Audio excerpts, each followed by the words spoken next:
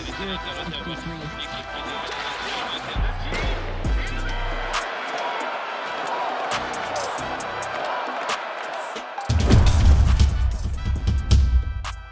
there, and welcome to this bonus episode of the Gazette's Hockey Inside Out Show. I'm Stu Cowan of the Gazette, joined by our regular panelists, former Canadiens teammates and Stanley Cup champs, Chris Nyland and Rick Green. Knuckles, rookie Oliver Kapanen, he was able to make the team out of training camp. He beat out Joshua Waugh for a job. What's impressed you the most about this kid so far? And do you think he should spend the whole season here? Because they can't send him to Laval. If he doesn't stay here, they got to send him back to his Swedish Hockey League club. Well, who are they going to replace him with? I think if they had guys down in Laval that could come up here, a guy I wouldn't mind seeing up here is Tuck. Mm-hmm. Right? That kid plays with passion. He's not the best skater, not the best, but he goes out there and plays hard. He hits, he gets involved. That's a guy I'd like to see up here. As far as Kapanen, listen, both him and Heineman in the preseason were unbelievable, right? But you're playing against kids that are playing in the American Hockey League, basically. You got a few NHL guys sprinkled in the lineup. So, you know, they certainly showed they can play, but can they play at this level for 82 games? And that's how do you find out? You find out by guys playing down in the American Hockey League. And he can't go there. He has to go back to the Swedish League. I get it. But, you know,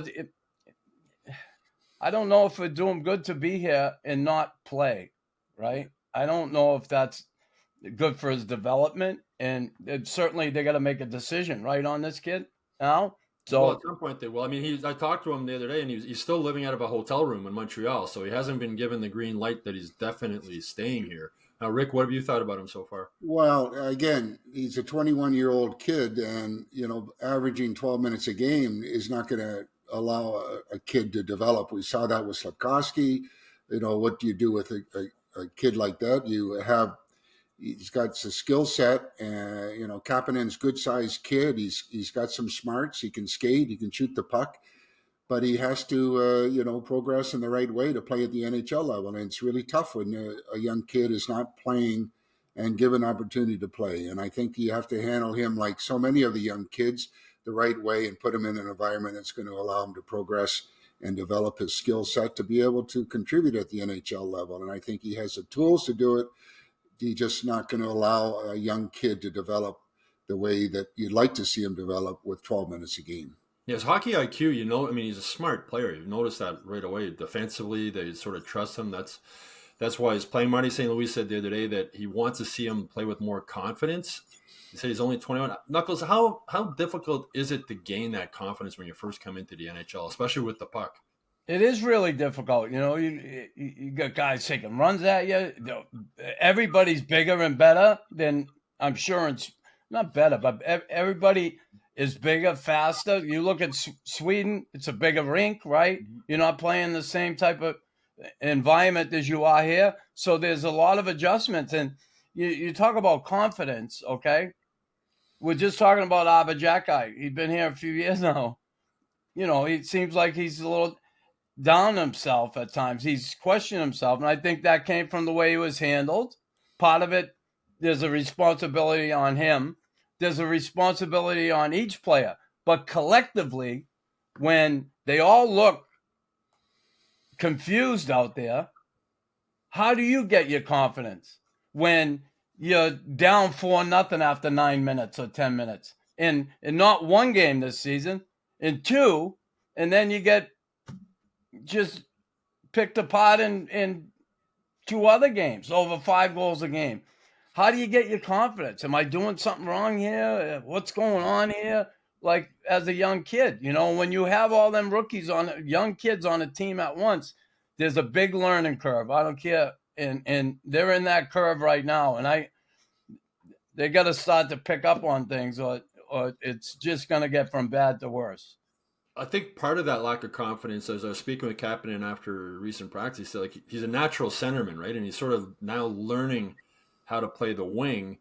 And, you know, he looks good at center. He wins faceoffs. But then you got like a veteran like Christian Dvorak last year of his contract. Like, what do you, Rick, as a coach, what do you do with that type of situation when, for the future, the team captain is probably better playing regular at center where he's more comfortable, or am I mistaken? For sure. I mean,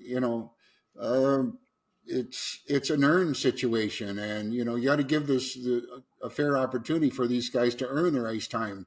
And why not put them in Dvorak's place? Because I feel the upside of a guy like Kapanen is much greater in the future is there versus Dvorak. And bottom line in all of this is seeing the kid develop, and with that type of skill set is a bonus. And you got to give this kid a chance to play, and put him in the center position, because I like his work ethic. I like his smarts and his overall ability to skate and shoot the puck. And he's a smart player, and I think he'll get better if they handle him the right way.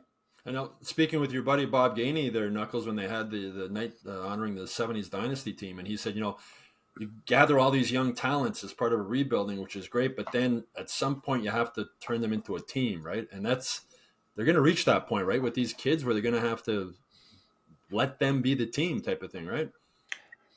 Yeah, but like I say, I don't know. They seem like a confused team right now when they're on the ice. They really do. Like I said, you might have one line going there for the most part. And I'm not saying Nick and Cole aren't working or trying, but something's got to be done overall, because again, I'll just say it. They look confused out there. They don't, especially defensively. No, they certainly look confused in that 8-2 loss to the Kraken on home ice. Anyway, that's it for this Hockey Inside Out Show bonus episode. Hope you all enjoyed it. Please make sure you like and subscribe to the Hockey Inside Out YouTube channel. Go to MontrealGazette.com/newsletters to sign up for the Hockey Inside Out newsletter. And of course, go to HockeyInsideOut.com every day, where you'll get all the latest Canadiens news. Also, if you have a bonus question you'd like us to answer in a future bonus episode, please leave it in the comments section below.